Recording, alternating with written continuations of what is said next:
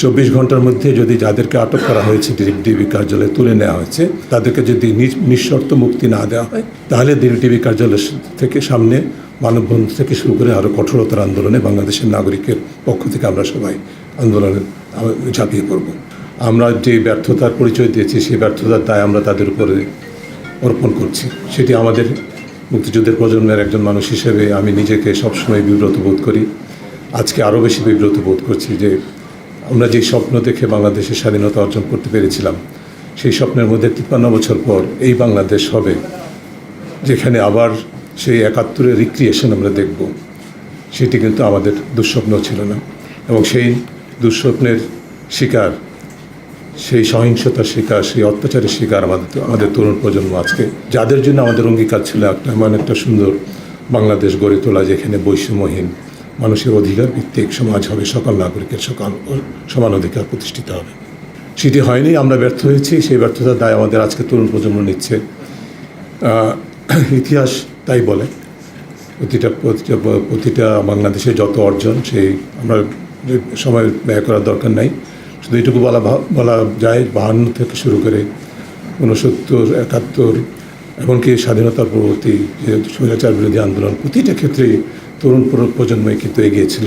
তাদের পিছনে রাজনৈতিক নেতৃবৃন্দ সুর করে যোগ দিতে বাধ্য হয়েছিল।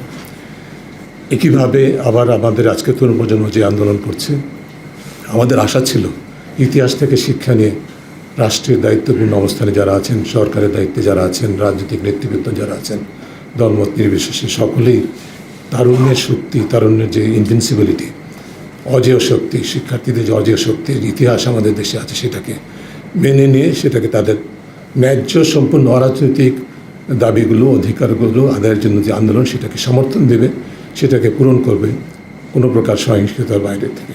সেটি হয়নি। এই ব্যর্থতার দায় ইতিমধ্যে বলা হয়েছে সরকারকে নিতে হবে, সংশ্লিষ্ট প্রতিষ্ঠানগুলোকে নিতে হবে। আমি কিন্তু একটা কথা বলার আগে আমি শুধু দুটা পয়েন্ট একটু বলে দিচ্ছি। প্রথম হচ্ছে যে আমাদের যে দাবিনামাগুলো আপনাদের কাছে যেটি উপস্থাপনা করা হয়েছে, বিতরণ করা হয়েছে সংবাদকর্মী ভাই বোনদের কাছে বলছি, সেখানে 10 নম্বর যে দাবিটা আছে সেখানে আমরা ইতিমধ্যে রেজওয়ান হাসান বলেছিলেন, তারপরেও আমি রিপিট করছি, আমরা অ্যাড করতে চাই যে গণমাধ্যমের উপর প্রত্যক্ষ পরোক্ষ প্রিন্ট, ইলেকট্রনিক, ডিজিটাল সব গণমাধ্যমের উপর প্রত্যক্ষ পরোক্ষ নিষেধাজ্ঞা প্রত্যাহার করতে হবে এবং সকল প্রকার নিয়ন্ত্রণ বন্ধ করতে হবে। সেটি আমাদের অত্যন্ত পরিষ্কার দাবি।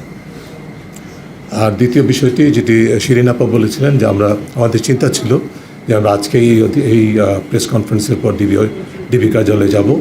আমরা সেটা রোহিত করছি। এখন আমরা ডিবি কর্তৃপক্ষকে 24 ঘন্টার সময় দিচ্ছি।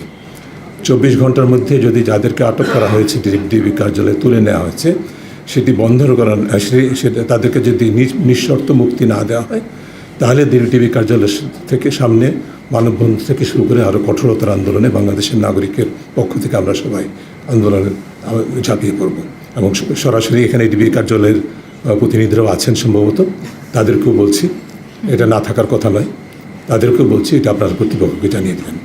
কিন্তু একটি কথা আমি বলতে চাচ্ছিলাম, তার মধ্যে প্রথম যে বিষয়টি সেটা হচ্ছে যে সরকার ভুলে গেছে, কর্তৃপক্ষ ভুলে গেছে যে মানুষের বাক স্বাধীনতা, মত প্রকাশের স্বাধীনতা, মানুষের অধিকার ভিত্তিক আন্দোলনের যে স্বাধীনতা, বৈষম্য বিরোধী আন্দোলনের যে স্বাধীনতা, সেটি সাংবিধানিক অধিকার, এটি কোনো অপরাধ নয়। এটা ভুলে গিয়ে এটাকে অপরাধ হিসেবে বিবেচনা করে রাজনৈতিক সুবিধা অর্জনের জন্যই হোক, যেই কারণেই হোক, প্রতিপক্ষকে ঘায়েল করার জন্যই হোক, যেই কারণেই হোক, তারা কিন্তু দমন নিপীড়নের পথ অনুসরণ করেছে। এবং এই পথে তারা সমস্ত রাষ্ট্রীয় প্রতিষ্ঠানগুলোকে, যাদের উপর অর্পিত দায়িত্ব আইনের রক্ষকের, তাদেরকে আইনের ভক্ষকে রূপান্তরিত করার সুযোগ করে দিয়েছেন।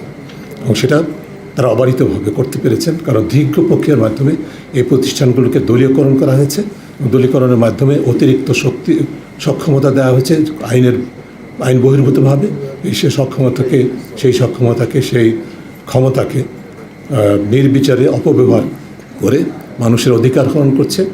স্বল্প মেয়াদে ভাবছে যে তারা তাদের প্রভুদের সুবিধা করে দিচ্ছেন, কিন্তু দীর্ঘমেয়াদে এটা যে বুমেরাং হয় সেটা কিন্তু তারা ভুলে গেছে। পৃথিবীর ইতিহাস বলে, বাংলাদেশের ইতিহাসও তাই বলে, এটা বুমেরাং হতে বাধ্য, সেটা তারা ভুলে যাচ্ছে।